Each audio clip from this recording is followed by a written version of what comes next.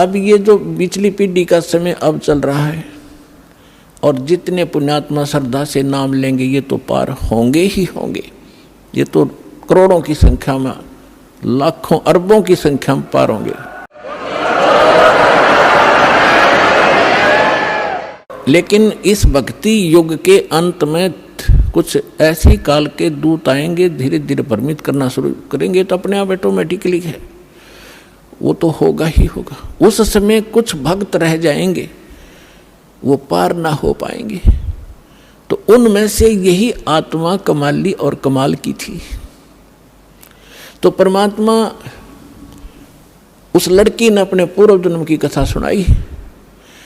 पहले भी ये मुसलमान घर में जन्मी थी, ये अपने पिता के घर पर थी, और श्रद्धा पिछली भक्ति की इतनी गजब की थी, बहुत की नहीं।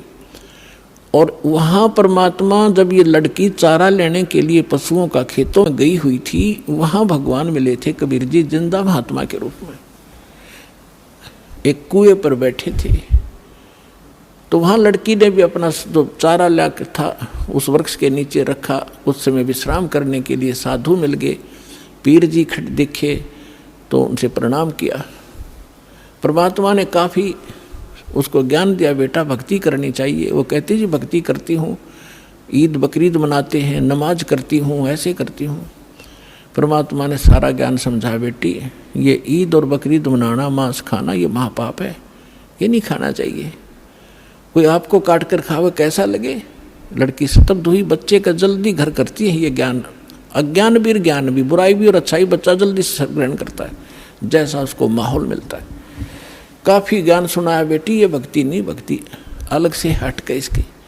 अब सामने देखा कि भी मुसलमान ही है, ये बता रहा है, तो बच्ची के बात समझ में आ गई। कहने के भगवान फिर क्या करूं? कि बेटी जो मैं साधना बताऊं ये करना, और ये 2 दिन का जीवन है, असंग जन्म हो गया, जन्म तेर मृत्यों को मैं ऐसी साधना बताऊंगा ये पीछा छूट जाएगा। लड़की ने क्या नाम ले लिया, और बेटी मांस नहीं खाएगी? अगर नहीं खाऊंगी महाराज, कतई नहीं खाऊंगी, कोई कंपलसरी नहीं मांस खाना, खाओ तो खाओ, मैं नहीं खाऊंगी। लड़की ने दृढ़ निश्चय किया, और लड़की होगी 17-18 साल की, विवाह से मना कर दिया। इतना वैराग हो गया उसके अंदर, और माता पिता को चिंता होगी वे बेटी को हम घर पर नहीं रख सकते। उधर से वो विवाह को मना कर रही है। तो लास्ट में माता पिता ने कह दिया, बेटी अगर तुम विवाह नहीं कराएगी तो हम दोनों आत्महत्या करेंगे, हम तुझे यहाँ नहीं देख सकते, बेटी को कैसे रखेंगे, कल न पता नहीं क्या उक चुक हो जाएगी। अब लड़की ने सोचा है बुढ़ा बुढ़िया मरेंगी, उसने यस कर दी, ठीक है मैं शादी करवा लूँ।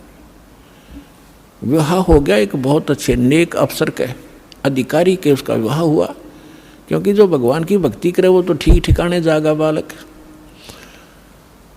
वो नेक आदमी था, मुसलमान, भगवान से डरने वाला था। ठीक है हम परंपरागत से गलतियां कर भी रहे अपने समाज अनुसार, लेकिन पिछले संस्कार भी हमारे साथ रहते। वो बहुत ही अच्छा आदमी था, नेक आदमी था, भगवान से डरने वाला। वैसे भी स्वभाव अच्छा होता व्यक्तियों का, चाहे हिंदू होते, मुसलमान, सिख हो या ईसाई, उनका अपना भी कुछ आधार होता पूर्व जन्म का। तो जब वो लड़की वहाँ विवाह करके वहाँ गई अपने पति के पास, तो उसको कहा कि मैं आपसे एक अर्ज करना चाहूँगी, वो मेरी अर्ज सुनो। उसने कहा कि बोलो, एक छोड़ दो बता। कि मैं संतानों उत्पत्ति नहीं करूँगी, मैं सप्रस नहीं करूँगी आपको, और आपने यदि मेरे साथ बलपूर्वक किया तो मैं आत्महत्या कर लूँगी। तो उसने कहा, उसका नाम राबिया था, कि राबी आपने निकाह कबूल क्यों किया? मना कर देती, कोई कंपलसरी मुसलमानों में एक ऑप्शन है, लड़की स्वीकृति देगी तो ब्याह होगा, नहीं तो नहीं होगा। तो उसने कहा कि राबिया ने कहा कि मेरी मजबूरी थी इसलिए मैंने स्वीकृति देनी पड़ी। उसके पति ने पूछा कि मजबूरी क्या थी तेरी?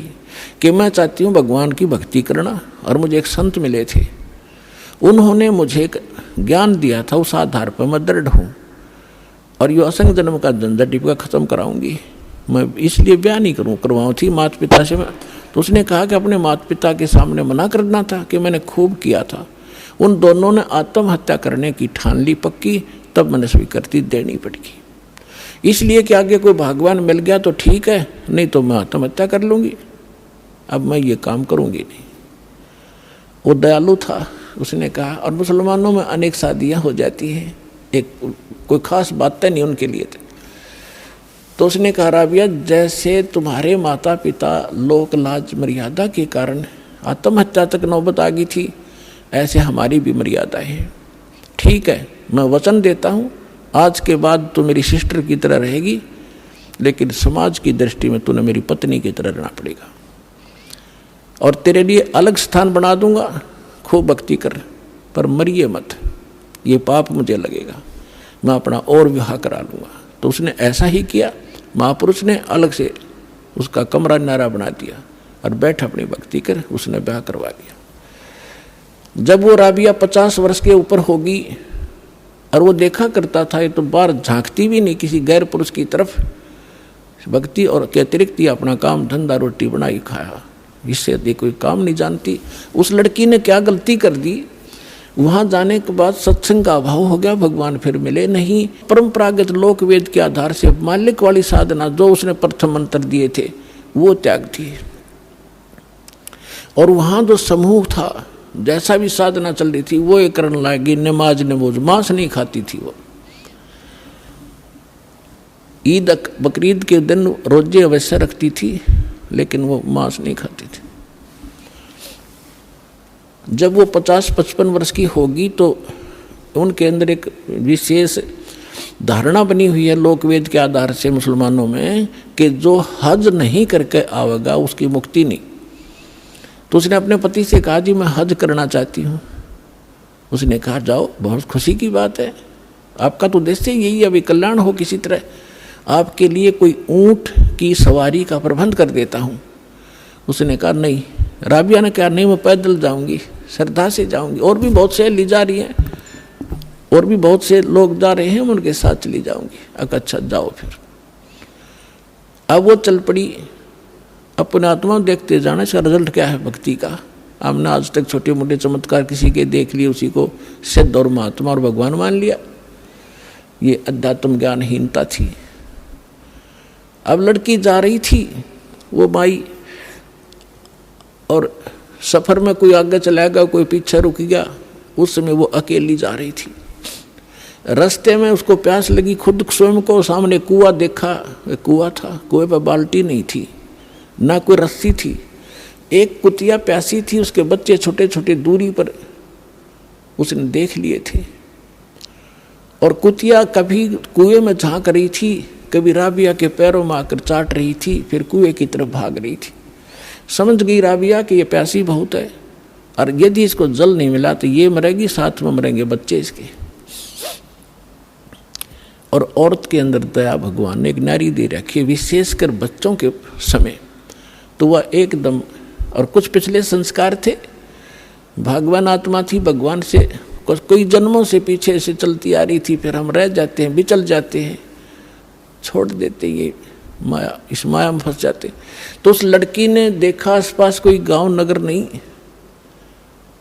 ना कोई रस्सी है ना बाल्टी है। लड़की ने अपने कपड़े उतारे, पहले मोटे मोटे कपड़े हुआ करते थे हाथ के बने हुए, अपना कपड़ा उतारा, चुंदड़ी, और उसको अपने बाल पाड़े, 1-2-4 बाल पाड़ के देखियो कितना दर्द होगा। लेकिन उस परमार्थ में उस बेटी ने एक नहीं देखा, फटाफट अपने सारे बाल पाड़ कर रस्सी बनाई, लंबी, बहुत लंबी रस्सी बनानी पड़ी क्योंकि पानी गहरा था। बांध कर उसने अपनी बात कपड़ा और उसके अंदर पानी में भिगोया, और बाहर एक मटका टूटा हुआ पड़ा था, उसका पात्र था आधा, उसमें निचोड़े कुतिया साथ पीवे। वह कुतिया छका दी, अपने बाड़ बूढ़ खून खान निकला था उसको पूछ पाछ के, और चालन की तैयारी करी थी। उधर से वो मक्का, एक स्ट्रक्चर, एक मंदिर न्यों का न्यों उठ गया जहाज की तरह, और उस कुएं के साथ में आकर लग गया, जैसे प्लेटफार्म पर गाड़ी लग जाती है, रेलगाड़ी। अब उसने देखा, उसने जाना ही मक्का में था, उसने सोची तो पहुंच गई मक्का, फट मक्के में प्रवेश किया। फिर वहाँ से उठा, वहाँ के लोग दे हैरान है, मक्का गया कहाँ। उस समय एक अब्राहिम अधम नाम, सुल्तान नाम का एक व्यक्ति था, वो अपने पूर्व जन्म में भी संस्कारी था, ऐसे ही भगवान का ही वो पिछला संस्कारी था। और उसने भी उसको भी उस जन्म में परमात्मा कबीर जी मिले थे, जिंदा महात्मा के रूप में उसको भी ज्ञान दे रखा था। और वो सुल्तान अधम वाली आत्मा, सुल्तान अधम तो वो आगे आके बना है, वही आत्मा उस मक्का में गई हुई थी मुसलमान होने के नाते, कि वहाँ के लोगों को समझाऊंगा कि ये साधना गलत है। तो वहाँ वो प्रचार कर ही रहा था बैठ कर, तो लोगों ने पूछा ये मक्का कहाँ गया। तब अधम सुल्तान ने कहा, उस आत्मा ने कहा कि मक्का नहीं मकाम और गया रांड के लेन को नो कह अधम सुल्तान। अब सुल्तान अधम तो ये कह रहा है कि एक रांड को लेने गया, निकम्मी औरत को। अब आम आदमी के गले कैसे उतरे कि निकम्मी आदमी औरत को के लिए मक्का चला गया। लेकिन वो किस दृष्टिकोण से कह रहा था? कहते सुल्तान अधम मक्के गया, मक्का नहीं मुकाम, गया रांड के लेन कुनू कहे अधम सुल्तान। वो कहने लगे कि आप क्या बात है, कैसे किसको लेने का? इतने मक्का वापस आ गया। उसमें वापस आया तो वो लड़की जिसके सिर पर बाल नहीं, सारी कहानी उसने बताई। और देखने वाले भी आसपास निकट इकट्ठे हो गए थे, कैसे हो गया? वो भी मक्के में चढ़ लिए साथ में। तो आकर जब उसने पूछा कि क्या कारण हुआ, उन्होंने सब ने मिलकर बताया कि ऐसे ऐसे इसने एक कुतिया और उसके बच्चों की जान बचाई, बाल पाट कर रस्सी बांट के पानी पिया। और ये उद्देश्य लेकर यहाँ आ ही रही थी, तो भगवान ने इसके लिए मक्का ही भेज दिया। तो इतनी प्रशंसा की पात्र बन गई पूरे मुसलमान धर्म में कि भक्ति हो तो राबी जैसी, भक्ति हो तो राबी जैसी, जिसके लिए मक्का भी उठकर चला गया। लेकिन क्या इससे मोक्ष था उसका? फिर इब्राहिम सुल्तान अदब से पूछा कि आप इसको ऐसी निकम्मी लड़की क्यों कह रहे थे, इसने तो ऐसा कुर्बानी कर दी, जिसके लिए मक्का चला गया, उसको आपने कैसे कहा ये निकम्मी लड़की है?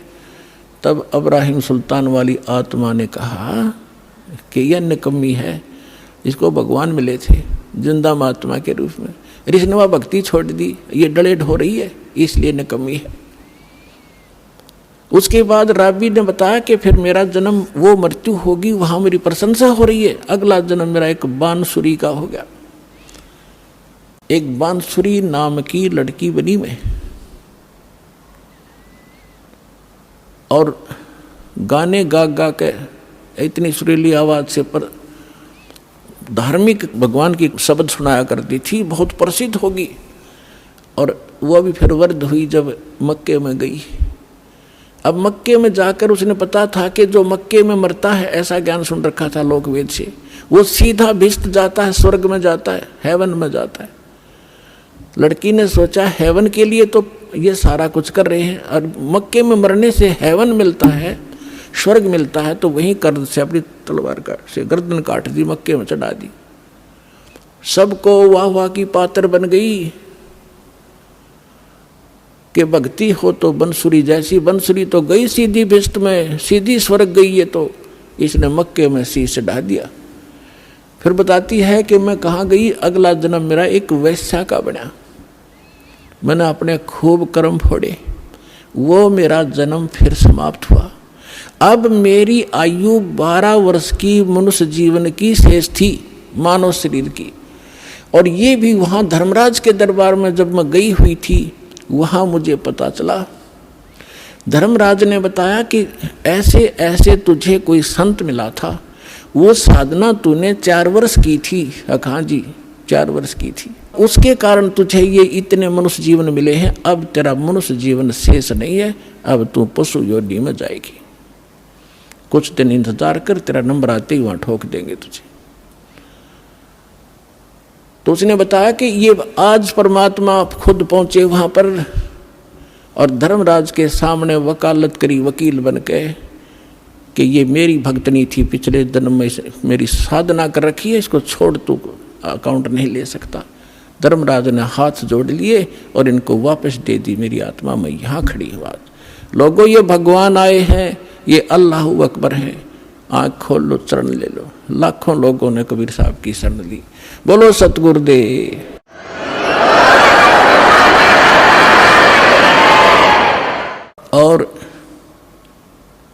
उस लड़की ने कहा मैं आज से अपने पिता के साथ रहूंगी, मेरा जीवन शेष नहीं था, आज इस दाता ने मेरे को मनुष्य जीवन अपनी शक्ति से एक्सटेंड किया है। समर्थ का शरणाग हो रंग होरी हो, भाई कदे न हो एकाज राम रंग होरी हो। ऋग्वेद मंडल नंबर 10 सूक्त 161 मंत्र 2 कबीर साहब के ऊपर खरा उतरता है। तो who is God? Kabir is God. और कितनी कथा सुनाऊं आपको इस समर्थ भगवान की। और कृष्ण जी की हम एक कथा गाया करते थे, उसने सुन सुन के भगवान मान लिया। तो कबीर साहब समझाया करते थे, कबीर साहब कहा करते थे, बंधन काटे विपत में, कठिन कियो संग्राम, चिन्नो रे नर प्राणिया वो गरुड़ बड़ो के राम। परमात्मा समझाया करते थे उस समय कि तुम श्री राम को भगवान बताते हो, और जब तुम्हारी कथा में है रामायण में कि श्री रामचंद्र जी को, रामचंद्र जी के ऊपर पूरी सेना के ऊपर नाग फांस का एक हथियार छोड़ दिया था।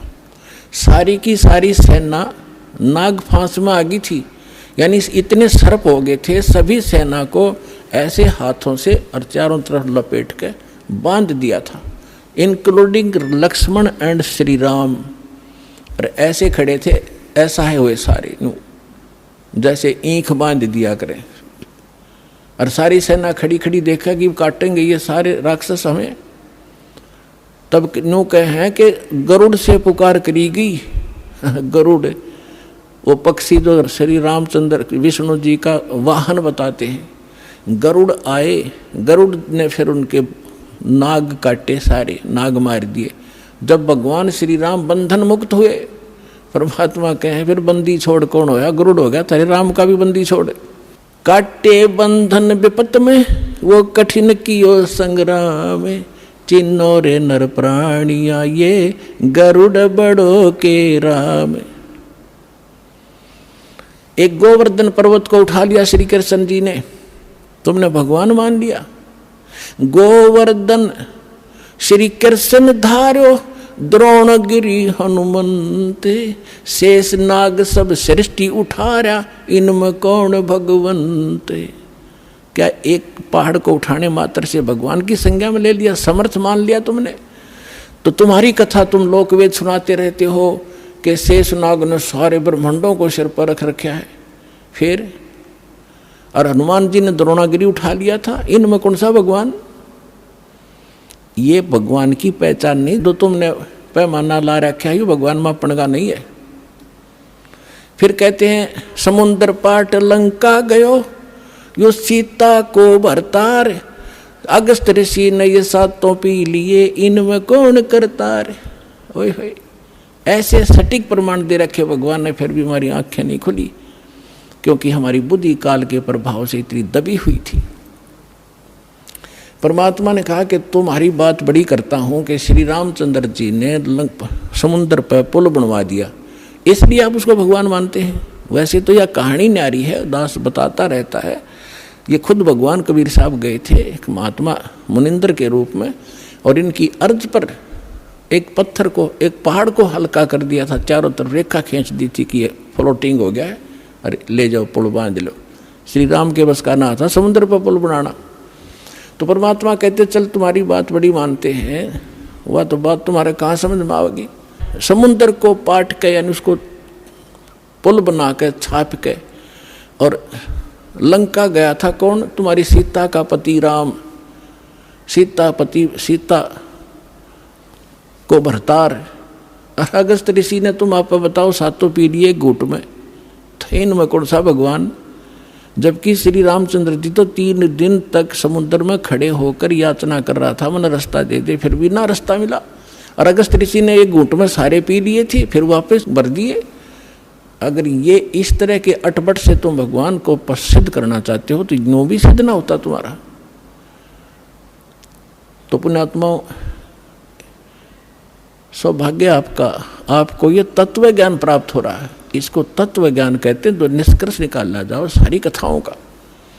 ये जड़ी बूटी तो सबने पता था, या तुलसा है या फलानी है या है, तो उनकी जड़ी उसका जो औषधि बना वो है वैद्य।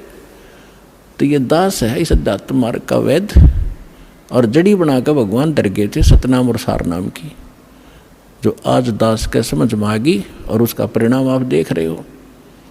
लाखों लोगों का रोग नाश हो गया, घर में वृद्धि होने लगी, सन्नी संतान को संतान मिल रहा है, रोग निरोग हो रहा है, और फिर ज्ञान ऐसा प्रबल आत्मा को गदगद कर देता है।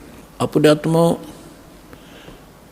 धर्मदास जी को परमात्मा ने तो थोड़े उदाहरण दिए थे दास ने, क्योंकि वो तो भगवान थे, अपने बारे में कहे तो ना समझ में आओ, इसीलिए एक गुरु की, एक दास की आवश्यकता होती है जो आत्मा और परमात्मा का मिलन करवावे।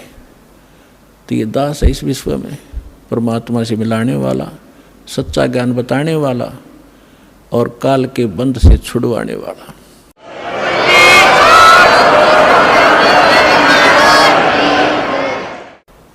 अब दूसरा प्रसंग था धर्मदास जी का कि भगवान श्री कृष्ण ने सुदामा जी के 2 मुट्ठी चावल खा के और उनको धनी बना दिया, उसका एक महल बना दिया। परमात्मा बोले एक राजा का मित्र, उसके लिए कोई खास बात है? तुम आप बताते हो श्री राम कृष्ण जी तो राजा थे द्वारका के, एक मित्र के लिए एक ढूंढ बना दिया छोटा सा, एक दे दिए उसमें 200 से 400 रुपये, वो सारी उम्र बतेरे उसको, तो इसी से भगवान मान लिया।